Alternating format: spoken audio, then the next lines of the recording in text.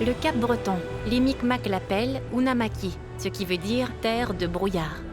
Juste au large de la côte ouest de l'île se trouve une entité sous-marine qu'on appelle la cuvette du Cap Breton. Ici, nous communiquons avec le bateau de la garde côtière canadienne, le Martha Black.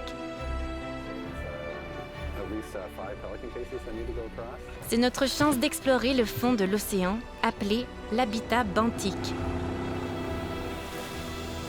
Mais le golfe a une profondeur moyenne de 150 mètres. Nous avons donc besoin d'une pièce d'équipement spécialisée. Je suis ici sur le Martha Black et le Martha Black accueille Ropos, un robot sous-marin qui va explorer pour la première fois le fond marin de la cuvette du Cap Breton.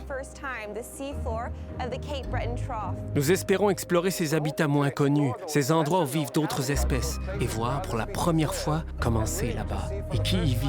Et pour voir s'il s'agit d'espèces auxquelles on devrait accorder une importance particulière, ou protéger, ou rétablir parce qu'elles ont été décimées par le passé. Donc, c'est ça notre mission. Mais nous ne savons pas ce que nous allons trouver. L'acronyme ROPOS signifie Remotely Operated Platform for Ocean Sciences, ou plateforme océanographique téléguidée. Il a été expressément conçu pour atteindre les limites de l'exploration des fonds marins. Le système peut descendre jusqu'à 5000 mètres. Wow! On appelle ça la partie travaillante, avec toutes nos lumières et nos caméras. Et c'est ici qu'on fait tout notre travail, en avant ici, avec nos bras. Cette caméra avec fonction panoramique et inclinaison s'étend et se rétracte. L'image vidéo est transmise par une fibre optique. Et cette fibre optique se rend d'ici jusqu'à notre panneau de commande. À l'intérieur de ce câble jaune se trouve une fibre pour nos caméras HD et 2 autres fibres pour relier le système de télémétrie qui contrôle le tout. La vitesse du signal dans ces fibres optiques est d'à peu près 200 000 km/h. Tellement rapide qu'on est capable de voir ce qui se passe en temps réel. L'éclairage est important. Nous avons des lumières à faible température de couleur et à haute température de couleur. Certaines voyagent donc plus loin dans l'eau et d'autres donnent à l'image une lumière chaude et une meilleure exactitude de couleur.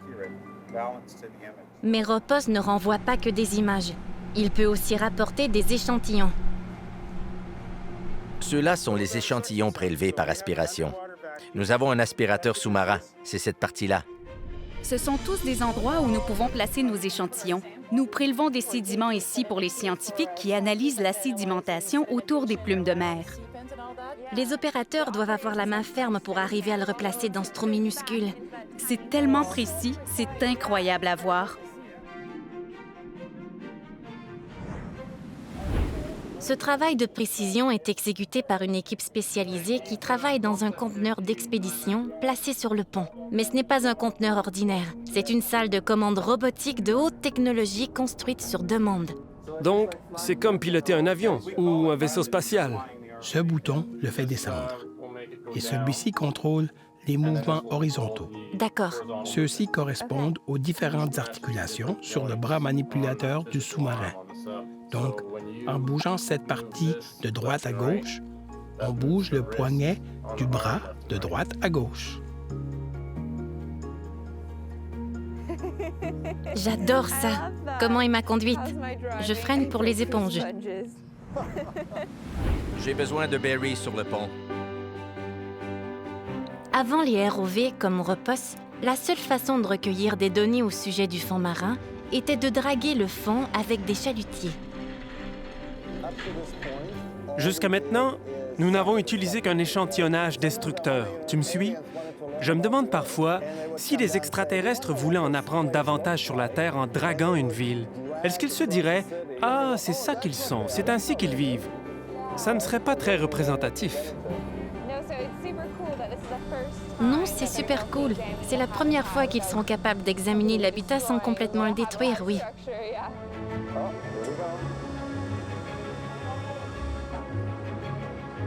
Le fond marin est souvent délaissé, et c'est grâce à des outils comme celui-ci qu'on peut finalement examiner l'habitat benthique de l'océan. C'est donc super excitant. Go ahead, release.